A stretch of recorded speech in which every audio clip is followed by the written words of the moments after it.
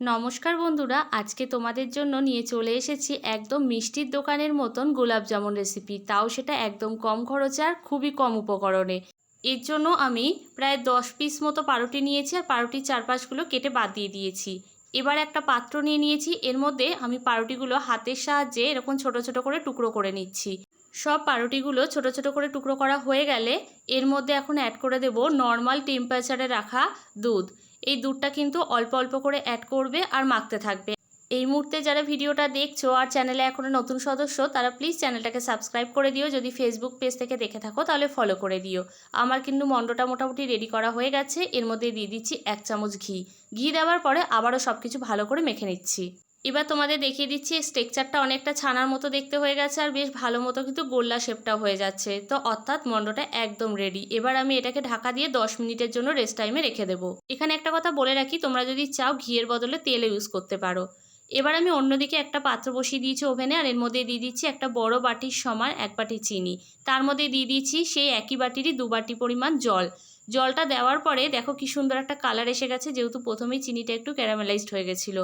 এবার আমি এর মধ্যে দিয়ে দিয়েছি 2টো এলাচ, যেটা আমি ফাটিয়ে দিয়েছি। খানিকক্ষণ জাল দেওয়ার পরে এর মধ্যে একটা চিপচিপে ভাব এসে গেছে। এই সময় কিন্তু শিরাটা মোটামুটি রেডি হয়ে গেছে। এই অবস্থা আমি এখানে হাফ টুকরো পাতিলেবুর রস দিয়ে দিচ্ছি, যাতে শিরাটা জমে না যায়।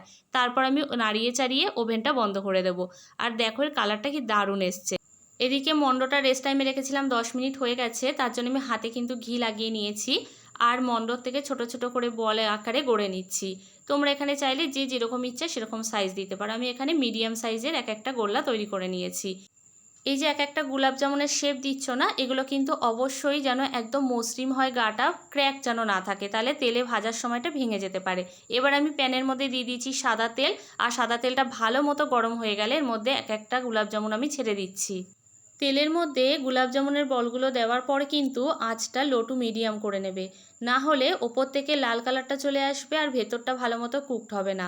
আর সামান্য একটু হাতার সাহায্যে নাড়ালেই কিংবা কড়াইটা এরমভাবে ঘুরিয়ে নিলেই কিন্তু চারিপাশ বেশ লাল লাল করে ভাজা হয়ে যাবে। যখনই এরকম কালার চলে আসবে, লালচে কালার, তখন তেল ছেঁকে আমি একটা প্লেটের মধ্যে তুলে নিচ্ছি।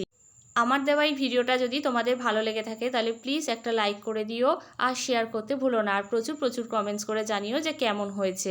এবার কিন্তু আমি গোলাপ জামুনগুলো সব প্লেটে ছেঁকে তুলে নিয়েছি। এবার শিরার মধ্যে থেকে এলাচ দুটো ছিল সেগুলোও তুলে নিয়েছি আর গোলাপ জামুনগুলো দিয়ে দিয়েছি।